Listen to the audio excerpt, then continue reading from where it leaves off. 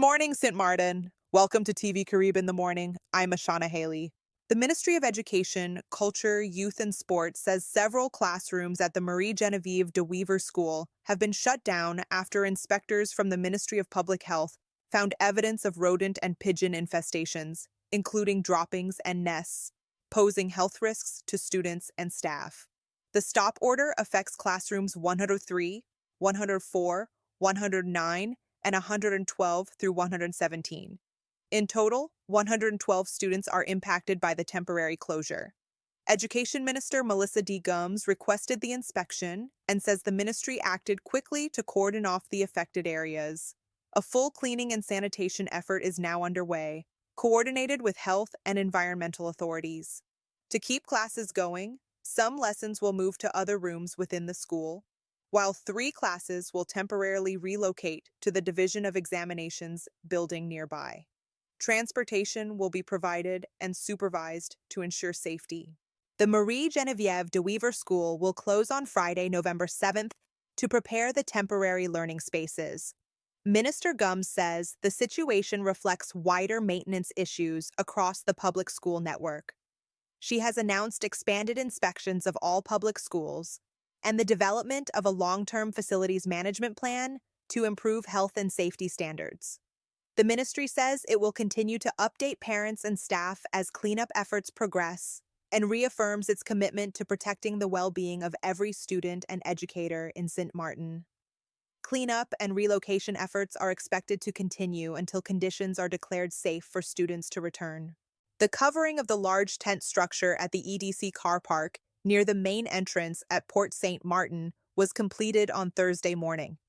Concerns were raised Wednesday by local tour operators about passengers having to wait in the sun for their tours.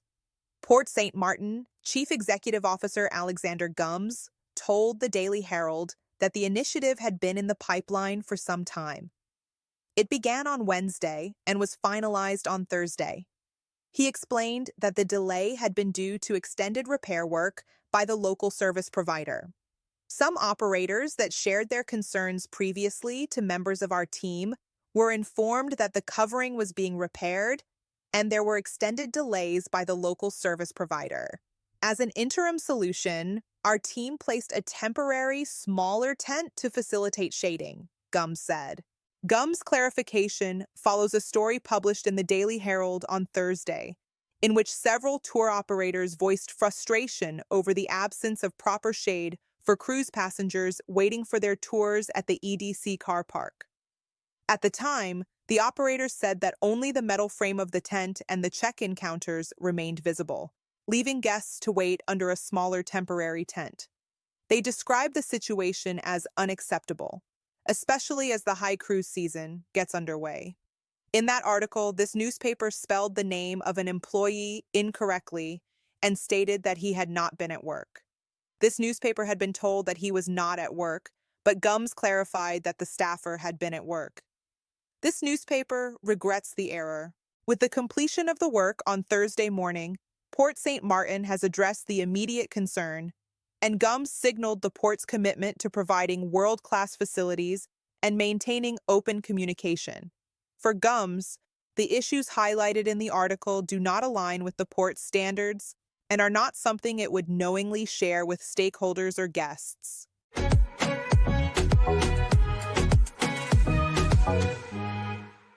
They're one of the world's most popular fruits, easy to grab, sweet to eat, and packed with nutrients. Bananas. They're not just a breakfast staple or a quick snack. Nutrition experts say this bright yellow fruit offers a surprising range of health benefits. First, bananas are rich in potassium, a mineral that helps regulate blood pressure and supports heart health. Just one medium banana can provide about 10% of your daily potassium needs. Doctors say maintaining good potassium levels can help reduce the risk of stroke and heart disease. They're also a good source of vitamin B6, which supports brain function and helps the body convert food into energy.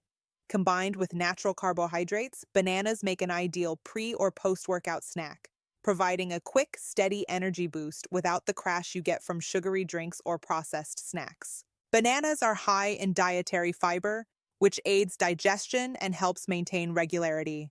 The fiber also promotes feelings of fullness, which can assist with weight management.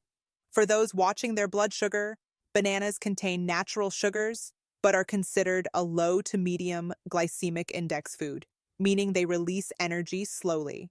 That makes them a smarter choice than many processed snacks. And when it comes to mental health, bananas may even help lift your mood. They contain tryptophan, an amino acid that the body converts into serotonin, the feel-good chemical that supports relaxation and emotional balance. Health experts recommend pairing bananas with protein or healthy fats, like peanut butter or yogurt, for a more balanced snack that keeps you full longer. So, whether you toss one into your morning smoothie, pack it for lunch, or grab it after the gym, the humble banana packs a powerful punch of nutrients, proving that sometimes the simplest foods really are the best for you.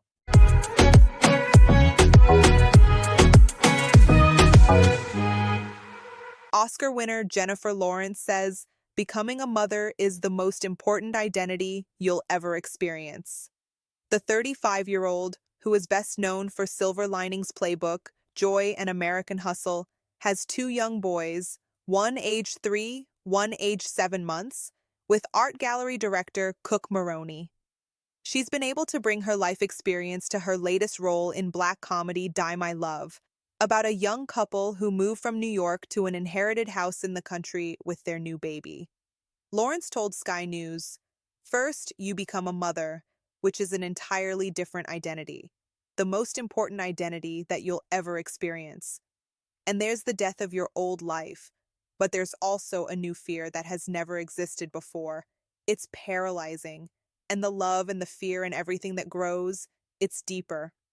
She goes on, "It's odd, because I always try to make a point of not talking about my kids, but I've made a movie about postpartum, so I can't really not. I've tried to just talk about my experience becoming a mother and less about them specifically, but yeah, I can't make a movie about postpartum and be like, well, I'm not going to talk about that." Lawrence says because she bared it all in the film, it doesn't feel as violating. Actor Robert Pattinson plays her husband Jackson in the movie, based on the 2012 novel of the same name by Ariana Harwich, and led by Scottish director Lynn Ramsay. Ramsay, who herself has one daughter, told Sky News, "For me, it was about feeling like you don't exist anymore, and Grace's loneliness, and also her fearlessness and her heart unraveling. She's not an apologetic character." A story centered on the female experience. Die My Love is a cinematic rarity, but Ramsay is practiced at making use of the female gaze. Her past works include Morvern Caller, starring Samantha Morton, We Need to Talk About Kevin, led by Tilda Swinton, and Brigitte, a documentary about American photographer Brigitte Lacombe. Lawrence, who agrees cinema can be male-centric, says we need to explode some of the myths that have grown up around movies.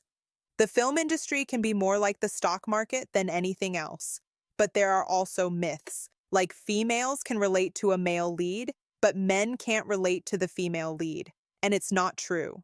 Thank you for watching today's edition of TVCARiB in the Morning.